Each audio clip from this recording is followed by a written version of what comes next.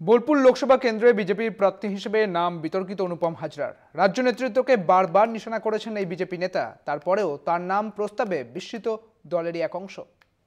বিজেপির প্রস্তাবিত প্রার্থী তালিকায় অনুপম হাজরা। বোলপুর কেন্দ্র থেকে প্রার্থী করার প্রস্তাব। বীরভূমে বিজেপি নেতা অনুপম হাজরা মানেই বিতর্ক। আসলে তিনি বরাবরই বিতর্কের কেন্দ্রে থাকতে ভালোবাসেন। একসময় বোলপুরে তৃণমূল সাংসদ ছিলেন অনুপম। পরে তিনি বিজেপিতে যোগ দেন। 2019 সালে বিজেপি তাঁকে যাদবপুর লোকসভা কেন্দ্রে প্রার্থী করে। অনুপম তাঁর পুরনো দল তৃণমূলের তারকা প্রার্থী মিমি চক্রবর্তীর কাছে পরাজিত হন।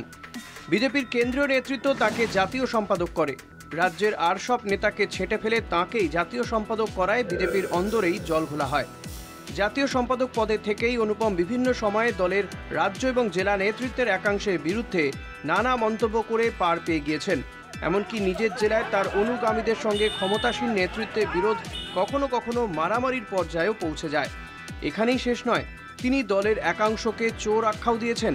সোশ্যাল মিডিয়ায় পর্যন্ত তিনি দল থেকে চোর হটানোর ডাক দিয়ে বিতর্ক সৃষ্টি করেছেন। গত 26শে ডিসেম্বর কেন্দ্রীয় স্বরাষ্ট্রমন্ত্রী অমিত শাহ এবং দলের জাতীয় সভাপতি জেপি নাড্ডা কলকাতায় আসেন রাজ্য নেতৃত্বের সঙ্গে বৈঠক করতে। তারপরই তাঁকে জাতীয় সম্পাদক পদ থেকে অপসারণ করা হয়। হেন বিতর্কিত নেতার নাম রয়েছে লোকসভা ভোটে বিজেপির প্রস্তাবিত প্রার্থী তালিকায়। অপসারণের পর অনুপম অবশ্য কোনো মন্তব্য করেননি।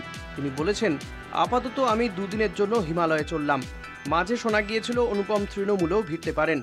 বীরভূমের জেলা পরিষদ সভাধিপতি কাজল শেখ তাঁকে তৃণমূলে আগাম স্বাগতও জানিয়ে রাখেন।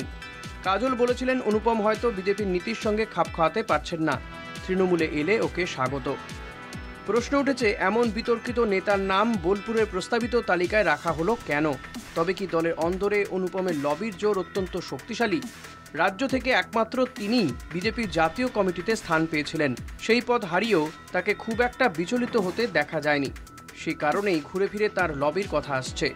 যে নামগুলি প্রস্তাব আকারে এসেছে তার মধ্যে কতজন শেষ পর্যন্ত টিকিট পাবেন সেটা ভবিষ্যৎ বলবে। তবে দলের নেতাদের বিরুদ্ধে এত কথা বলার পরেও বিজেপির মতো রেজিমেন্টেড দলের মধ্যে অনুপমের নাম যখন প্রস্তাবিত প্রার্থী হিসেবে উঠে আসে, তখন বলতেই হয় দলে তাঁর খুঁটির জোর আছে। কলকাতা টিভি।